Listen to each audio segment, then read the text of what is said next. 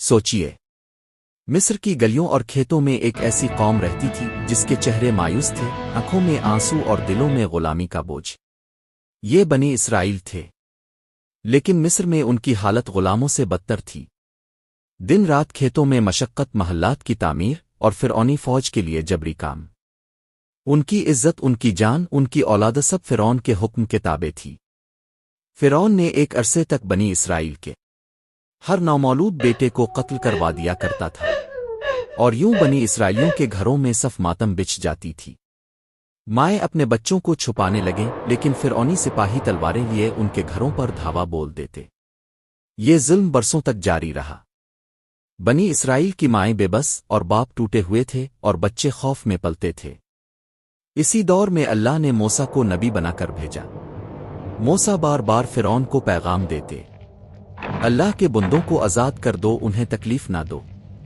لیکن فرعون کا تکبر اور ظلم بڑھتا ہی گیا۔ پھر اللہ کے حکم سے ایک کے بعد ایک عذاب آئے۔ ہر عذاب کے وقت فرعون حضرت موسیٰ علیہ السلام سے وعدہ کرتا، موسیٰ، دعا کرو یہ عذاب ٹل جائے، میں بنی اسرائیل کو آزاد کر دوں گا۔ لیکن جیسے ہی عذاب ٹلتا وہ وعدہ توڑ دیتا۔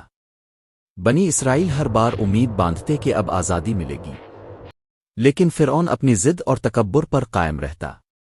وہ موسیٰ اور ان کی قوم کا مذاق اڑاتا، انہیں کمزور سمجھتا اور کہتا، یہ غلام ہمیشہ میرے ہی غلام رہیں گے۔ آخر وہ رات آ پہنچی جو مصر کی تاریخ بدلنے والی تھی۔ اللہ نے فرعون اور اس کی قوم پر ایک انوکھا عذاب نازل کیا جس نے فرعون کی پوری قوم کو ہلا کر رکھ دیا۔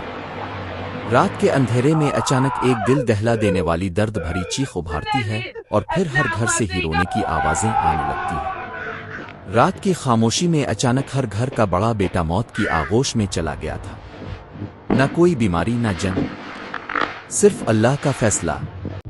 امیر کے محل سے لے کر مزدور کی جھونپڑی تک کوئی محفوظ نہ رہا۔ فرعون کا اپنا بڑا بیٹا بھی مر گیا، وہ ولی عہد جس پر مصر کا مستقبل ٹکا تھا۔ یہ عذاب ایک انتقام نہیں بلکہ ایک انصاف تھا۔ جس فرعون نے بنی اسرائیل کے بچوں کو قتل کیا، آج اس کے اپنے گھروں کے چراغ بجھا دیے گئے۔ کہ ظلم جب اپنی حد سے بڑھ جائے تو اللہ کا انصاف حرکت میں آتا ہے۔ فرعون اور اس کی قوم کے عبرتناک ماتم، غم اور کوہرام کے بیچ اللہ نے موسیٰ کو حکم دیا، اے موسیٰ، اب اپنی قوم کو لے کر مصر سے نکل جاؤ۔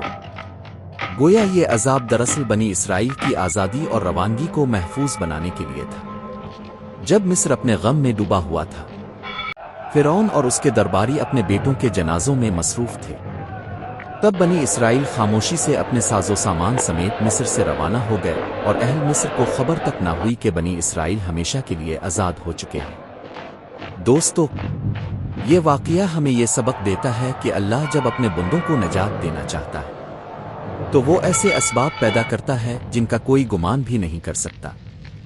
ظالم اپنی چالیں چلتا ہے، مگر اللہ کی تدبیر سب پر غالب ہے۔